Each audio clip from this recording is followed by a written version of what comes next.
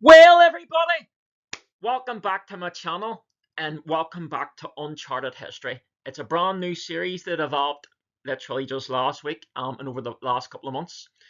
In this series, we'll be uncovering various underexplored and under-researched topics throughout history, whatever period of history, so whether it be Irish history, British history, American history, or other types of history.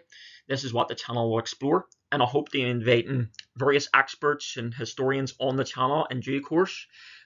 The first episode focused on Thatcher's climate policy, which was based on research that I did myself.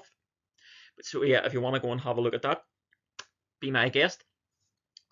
But this week's topic will be discussing the 1916 Easter Rising and relatively unknown facts about the Rising or connections to the Rising.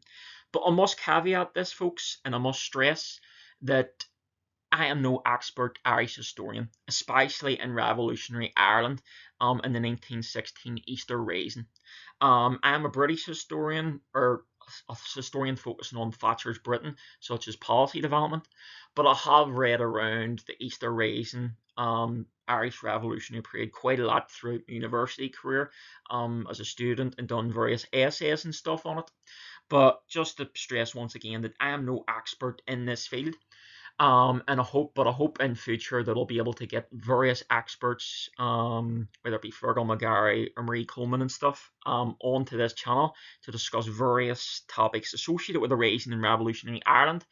But just to stress once again, I'm no expert and I'm just giving what I found interesting on this topic, so just bear that in mind. But I hope to at least broaden your mind towards various wee facts that I'm going to bring up in this video today. So yeah, let's get into it. But before beginning, getting into the relatively unknown facts about the Rising, it's important to provide a brief overview of exactly what the 1916 Easter Rising was and how important it is to Irish history. And I know a lot of people tuning into this video, whether you be an Irish historian, an expert in the field, or just have an interest in Irish history, will know exactly what the Easter Rising is and how important it is.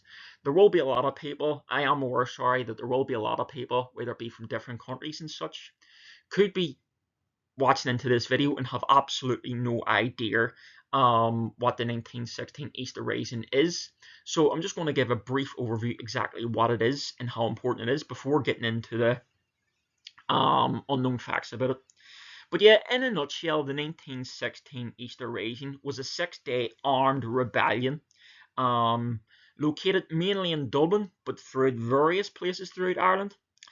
And most notably, the Rising itself wasn't a spontaneous outburst. It was rather seemingly the culmination of decades of simmering resentment towards British rule over Ireland, so whether it be social rule or political rule. And this basically hatred and resentment grew and progressed throughout various institutions and organisations, such as the Irish Republican Brotherhood, the Irish Volunteers, and the Irish Citizen Army, and other organisations such as Cumann na mBan, who were a women's organisation. And these type of groups will go on to play vital roles within the Easter Rising itself. And it must be important that this resentment wasn't a spontaneous, or resentment was building, and the Easter Rising wasn't a spontaneous outburst. It was sort of common, and it was to do with these organisations putting forward ideas over time that this resentment eventually came to a head via the Easter Rising. But nevertheless, the 1916 Easter Rising commenced on Easter Monday on the 24th of April 1916 with the occupation of key locations throughout Dublin, namely the General Post Office and the Four Courts and stuff like that. Key figures who would participate in the Rising were figures such as Patrick Pearse, who was a poet and educationalist. Alongside him were James Connolly, who was the socialist leader, Thomas Clarke, a veteran Republican, and other notable Republicans such as Sean McDermott and also Eamon de Valera, who would go on to be a very, very prominent figure in Irish history. But again, these type of figures will be discussed in much greater depths in various other topics moving forward by people with greater knowledge than I do. So just bear that in mind. This is just a brief overview. And it must be stressed as well that Throughout the 6 days, carnage did unfold. Dublin was scarred. There was an estimated 485 victims, and buildings were ravaged, and there was carnage basically. So it must be stressed that even though it is looked upon as a pivotal moment, it was a civilian disaster, so to speak. So it was a very chaotic time to be living in this period and in this episode. The key part to take of this though was the reading out of the Proclamation of Independence, as you can see here, which was read out on the GPO's steps by Patrick Pearse. In this document, in this proclamation, we're going to basically proclaim for Irish independence and Irish nationalism. And this would be a symbol for future Irish Republicans throughout history, and its legacy still is very prominent to this day. Nevertheless, due to facing mounting casualties and facing the grim situation of reality, the Irish rebels, due to losses of life, etc., issued an unconditional surrender on the 29th, and the rising was over. Nevertheless, even though the military episode was quashed by the British authorities, the legacy of the rising would go on to have an instrumental role in future very, very important Irish episodes, such as the Irish War of Independence, the Irish Civil War, and the partition of Ireland. And a large reason for this was the immediate aftermath of the rising, where British authorities went on to execute 16 of the rebel leaders of the rising itself. Leaders such as Patrick Pearse, James Connolly, as I said, and Thomas Clark. And these executions went on to transform opinion within Ireland. Initially, the rising was sort of met with hostilities by the general public, but the execution of these leaders and the brutal nature of the British authorities went on to transform public opinion. And following this, the resentment towards the British authorities went on to stimulate a rise of Irish nationalism, which boosted popularity for the main Republican parties at the time, such as Sinn Féin. And as I said, this went on to have a major role and impact for future major episodes, as I said, namely the partition of Ireland, which would come in the future years. And once again, folks, these topics will be covered in much more vast and detailed analysis via experts in the field with much greater knowledge than me, such as Marie Coleman, who has written in various aspects of revolutionary period in Irish history, such as gender and the revolution, amongst other topics. So yeah, keep that in mind, and look forward to other topics associated with the Easter Rising in more greater depth. But nevertheless, hope I give a bit of a detailed overview of exactly what the 1916 Easter Rising was and how important it is to Irish history, because it catalyzed and stimulated future important events such as the Irish War of Independence, the Civil War, the partition of Ireland, the Troubles in Northern Ireland, and the legacy of the Easter Rising and its ongoing events afterwards is still felt to this day.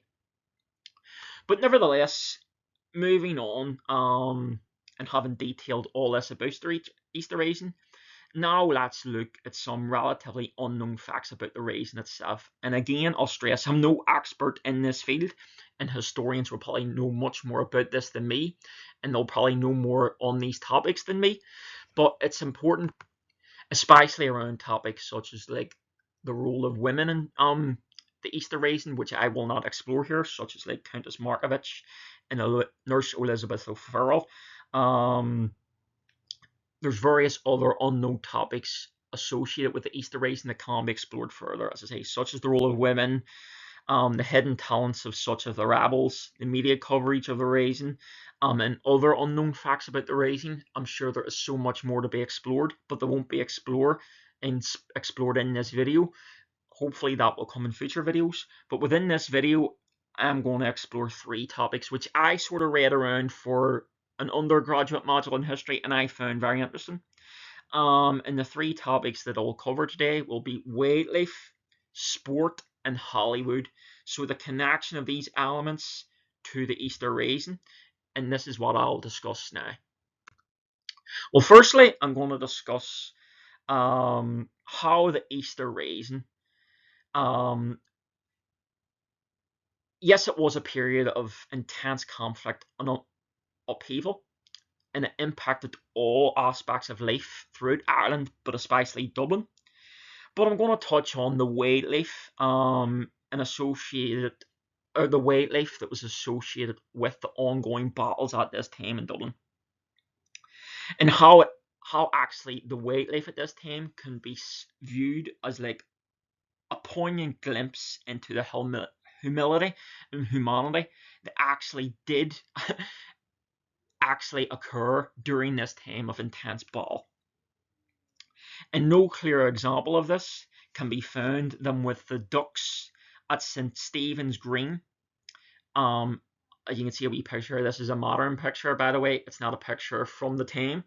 But yeah, St. Stephen's Green was a Victorian park in the heart of Dublin, and it actually was a key location for the rebels during the Easter Rising itself. Rebels occupied various sections of the park, turning its landscape into a battleground. Yet, despite the ongoing gunfire and explosions, life for the park's residents, so the ducks, continued. And this actually offers a stark contrast to actually the violence that ensued at the time. The story of James Kearney, the park keeper responsible for keeping and maintaining the health of the ducks, is particularly touching.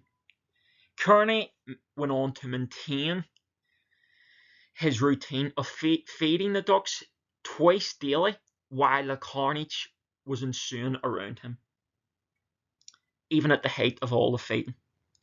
Remarkably, and this is probably a key thing at this time, both the rebels and the British soldiers who were fighting each other at the time respected Mr. Kearney's routine and actually observed an unofficial truce to allow Kearney to carry out his duties and routines of curing and feeding the ducks. This small act of kindness towards animals became a powerful symbol of the humanity amidst the brutality of the war, and it demonstrates that even in times of conflict, compassion and normalcy can prevail. The image of Kearney calmly feeding the ducks while his bullets were ensuing around him became a poignant reminder of the ordinary life that was being disrupted by the Rising at this time. And the respect shown to Kearney and the ducks by both the British authorities and the rebels highlights the humanity that persisted at this time by both sides during the conflict, and it offers a complex and often an unknown, relatively explored fact about the Easter Rising, and I thought it was worthwhile highlighting that within this video. I found it very interesting. The second topic that I'm going to discuss is the connection between sport and the Easter Rising. And whilst this may seemingly a disparate connection between sport and the Rising, it does reveal deep connections. And this connection goes beyond mere coincidence. Sport can speak to the cultural and social fabric of the time, and especially if you look at like the Irish League and stuff like that, sport played a more prominent role.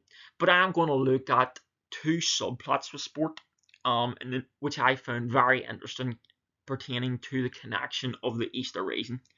Firstly,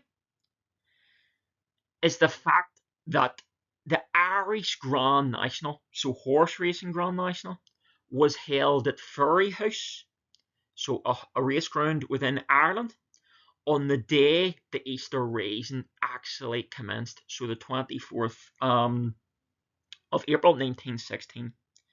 The race was a major social event and actually drew many British officials, military officials, away from Dublin, potentially weakening the responses to the initial outbreak of the rebellion.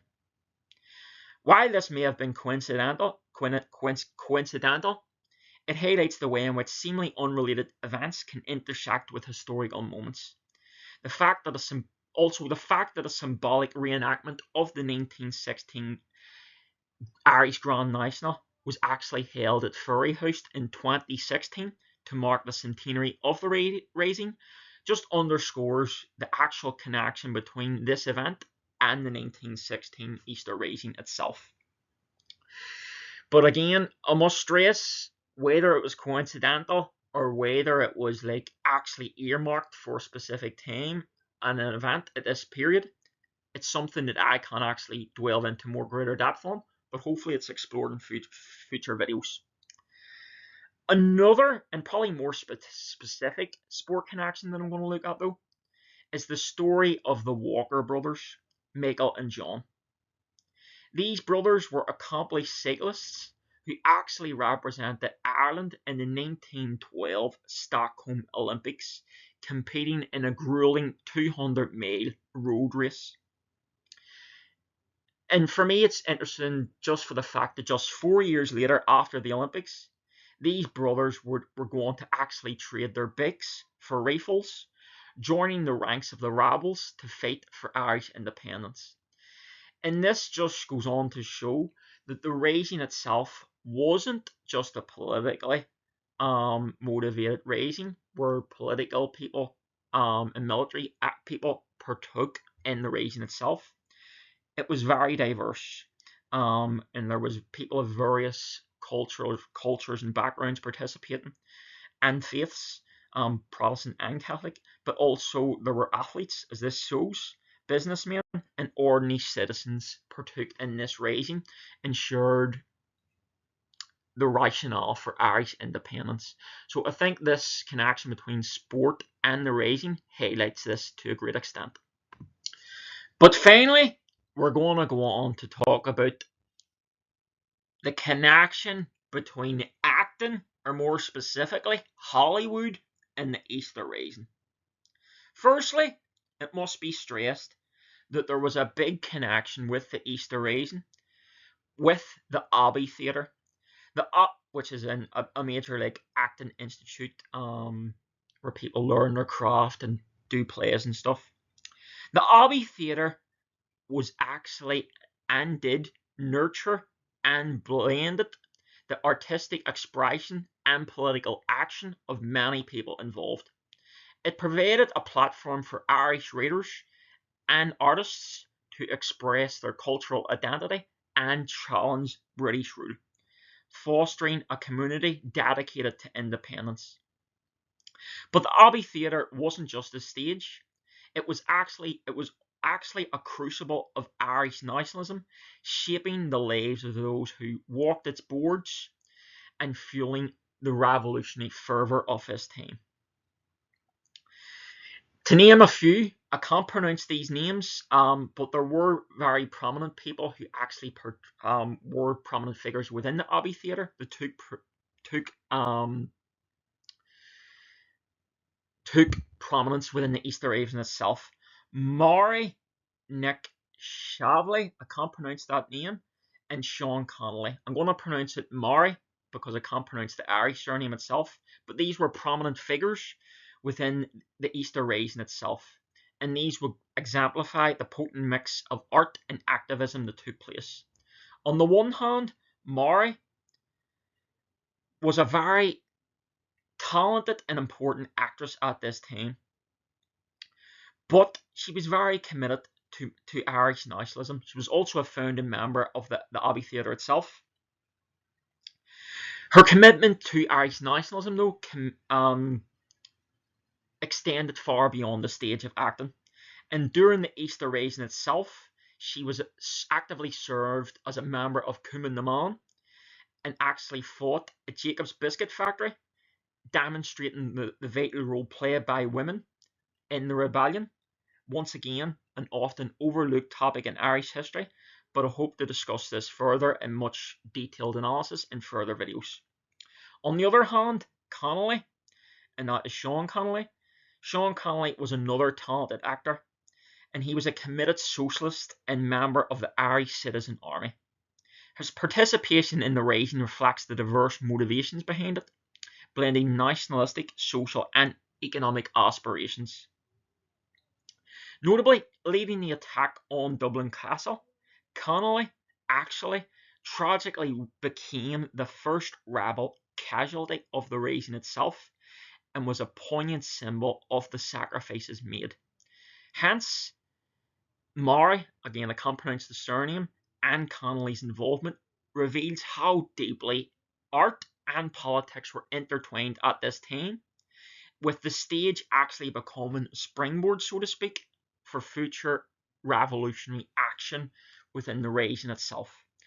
But more specifically, I'm going to focus on the pictures and stuff in this video.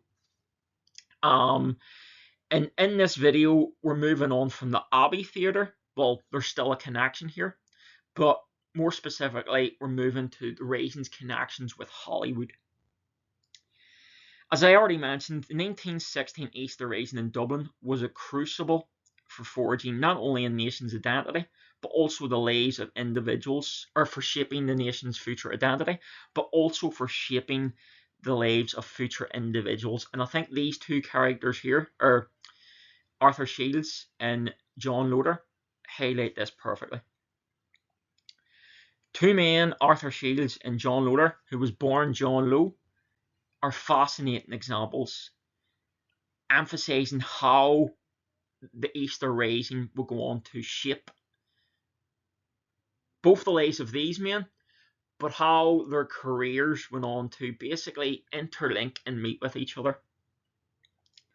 Their stories, although distinct, intertwine to reveal the complex tapestry of Irish history and its unexpected influence on the world of film. And this is what I'll delve into now. Firstly, let's discuss Arthur Shields, who you can see here. I believe this is him with the glasses and smoking a pipe. But yeah, Shields was born into a staunchly Irish nationalist family and was deeply involved in the Irish cultural revival and growing movement for Irish independence. He was a very talented actor, finding a home at the Abbey Theatre that I just mentioned. But like many of his colleagues, Shields' passion for Irish identity extended far beyond the stage. During the Easter Rising, he joined his rebel forces, fighting alongside fellow countrymen in an attempt to liberate Ireland from the British. Following the Rising itself, however, Shield continued his acting career, becoming a stalwart of the Abbey Theatre. He honed his craft and established himself as a respected actor in Ireland. Later, however, he notably ventured into the United States, where he found work in Hollywood and major films as well. While he never achieved any major actor stardom, he did partake in numerous films. Some of his notable films are The Quiet Man, where he starred alongside legendary John Wayne, where he played the Reverend Playfair, and he also starred in other films such as The Play and The Stairs, which was a film adaptation of Sean O'Casey's play, in which he replaced his stage role. His Hollywood career actually went on to span decades, where he acted in various different roles in a wide range of films, from dramas to comedies, often portraying priests, doctors, or any authority figures. So yeah, that is Arthur Shields, a former Easter Rising rebel who went on to forge himself a career in Hollywood, as I said, starring alongside the likes of John Wayne. But interlinked with Shields and alongside with Shields, I found this dynamic very interesting. A person going by the name of John Loder, next we have John Loder, born John Lowe. Loder's path to Hollywood, and compared to Shields, took a dramatically different turn. Born John Lowe, as I said, he was actually a British Army officer at the time of the Easter Rising, and in a dramatic twist of fate, was actually involved in the escorting of Patrick Pearse to his execution in Kilmainham jail. And I found that extremely interesting.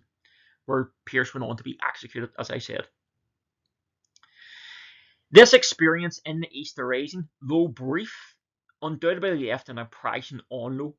Following his military service in Ireland, but also included time in India and South Africa, as well as being captured by the Germans during World War One, Lowe decided to leave the army and went on to pursue a very prominent career in acting. To avoid his father's disapproval as well, who wanted him to maintain his life as a military man, his mother advised him to drop the name Lowe, so he adopted and took his stage name, John Loder. He began his acting career in Germany, appearing often in silent films on the stage, but again, much like Shields, he went on to make his way to Hollywood, where, due to his tall, handsome demeanour and refined acting, went on to establish himself as a leading man. He starred in numerous films, often playing sophisticated or villainous characters, in films such as like Dishonored, which was released in 1931, starring alongside Marlene Dietrich; The Little Colonel, 1935, alongside Shirley Temple; and finally, this is where the key connection in an interlight comes, and How Green Was My Valley, as you can see a poster here, where he coincidentally starred alongside not only the likes of Margaret O'Hara, but also Arthur Shields, who he would have been fighting on other sides with during the Easter Rising. And it's this shared connection which I find extremely interesting. The paths of Shields and Loder, though starting on opposite sides of the Easter Rising, converged in Hollywood. In a remarkable twist of fate, they both appeared in the critically acclaimed film, as I said, How Green Was My Valley, which was a poignant drama about a Welsh mining family. While their roles may have not exactly been directly intersected, the presence in the same film serves as a testament to the long and winding roads that led them eventually to Hollywood.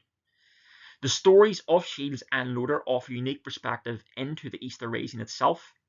Shields, the Irish rebel, embodied the spirit of the resistance and went on to become a respected actor, carrying the memory of the Rising with the film, whilst Loder, the British officer at the time, experienced a personal transformation that led him away from the military and into the world of acting. These divergent paths, though seemingly worlds apart, ultimately intersected in the realm of cinema, highlighting the complex and often unexpected ways in which history, in particular the Easter Rising, shaped individual lives. These stories serve as a reminder that even amidst the conflict and division, the human spirit can find expression within the arts, and that these connections forged through these shared experiences, as I mentioned, however different in the spirit, can lead to unexpected convergences in time. So I think the Hollywood connection with the Easter Rising really does highlight this. But yeah, in conclusion, folks, I hope you enjoyed that lecture, and I think it shows not only the importance of the Easter Rising and its importance and legacy pertaining to Irish history, but hopefully it did highlight the relatively unknown facts to Irish history, in particular the links to wildlife, sport, and Hollywood.